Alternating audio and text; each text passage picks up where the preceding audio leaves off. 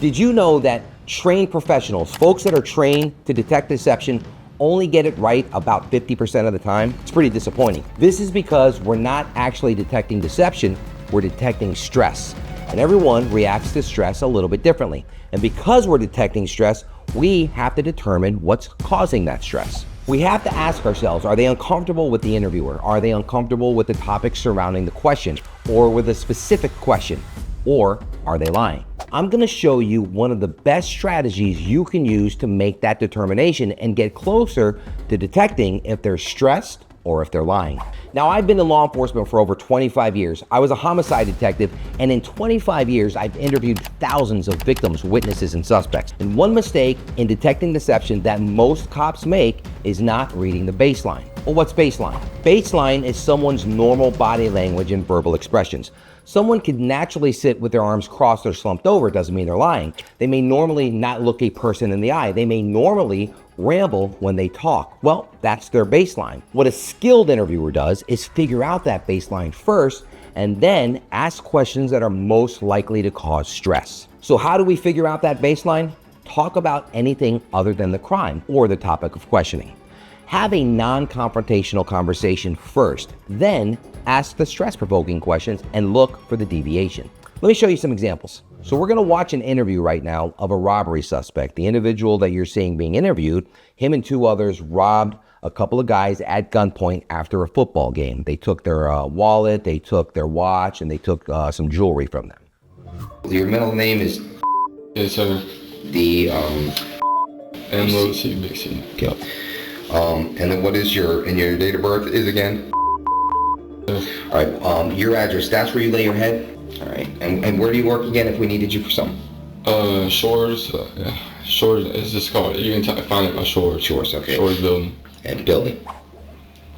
And that's all like doc stuff and 362. This is your cell phone? Yeah, that's my cell phone. And then what is your dad's number? Okay, I think that's all I need. Anything else that we need before we move? Is your dad a runner? A runner? Yeah, does he run? No, sir. Okay. He used to be in the Army. So if you notice, we're asking very non-confrontational questions. We're getting a norm. We're getting his baseline from this. And they're, questions that he's not going to lie about, his name, his phone number, and things of that nature. And in doing so, you get to read their normal baseline. It's extremely important that you read the baseline. Baseline means everything when it comes to detecting deception. All right, Kyle, so I want to bring your attention back to homecoming night. So there was the game on a Saturday, and then there was homecoming night Friday when we played Auburn, right? And so there was an incident that happened at Taco Bell, around Taco Bell and then in the neighborhood behind it.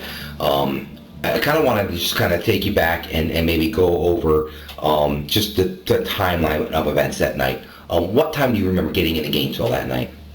I don't remember.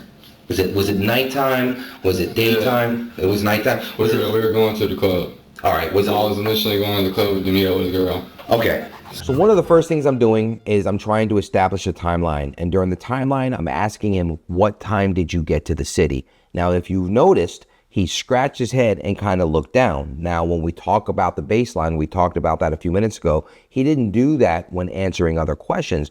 But in this question, he shifts his body, looks down a little bit, and starts scratching his head. So now we've noticed a deviation from the baseline. We've noticed a shift from his norm. And this is what we're looking for.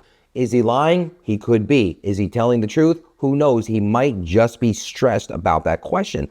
But we're going to continue to ask these questions, and we're going to look at the totality of the interview. And you're going to see that eventually this is his tell every single time he lies, because in a few minutes we're going to ask a question that we know the answers to, and he's going to do that. He's going to do the whole shifting, and he's going to put his head down, he's going to scratch. Let me show you. My ride left me, so I had no choice but to ride home. How did you get there that night? How did I get there? I rode with a girl. What was her name? I met her on Tinder. I don't know if y'all know that, Tinder. Now, if you notice, when I asked him this question, he started scratching his head. He actually kind of leans down a little bit and scratches his head, which is the deviation from the baseline. And what's really cool about this question is I already knew the answers to the question. I knew how he got there that night because we did our investigation. Of course, a skilled interviewer would never tell them the information that we already know. So if you're interviewing your child and your child snuck the car out at night and you have evidence showing that they did that, don't tell them what you know. Just ask them the question and see what happens. It's the same thing if you're interviewing an employee you suspect of stealing. You never tell them what you know. You ask them the questions. And in this instance, we asked them the question that we already knew the answers to, and we saw that deviation from the baseline. Now understand, we already picked up his norm. We already knew what his normal baseline is because we picked him up from his house to come to the interview. And then on the way to the interview room, on the way to the police station, we had a nice conversation, very non-confrontational. We were able to read his norms, his baseline. When we got him to the interview room, we had another brief conversation and we were able to interview him and read his baseline, read his norms. It's extremely important that this is something that you do. If you don't have a non-confrontational conversation with somebody, you're not going to be able to read their norms. In this case, we already did that. We asked a question that we knew the answers to, and then we saw that he scratched his head and kind of leaned down a little bit. He kept getting pissed about it. Do you remember what those Auburn fans look like?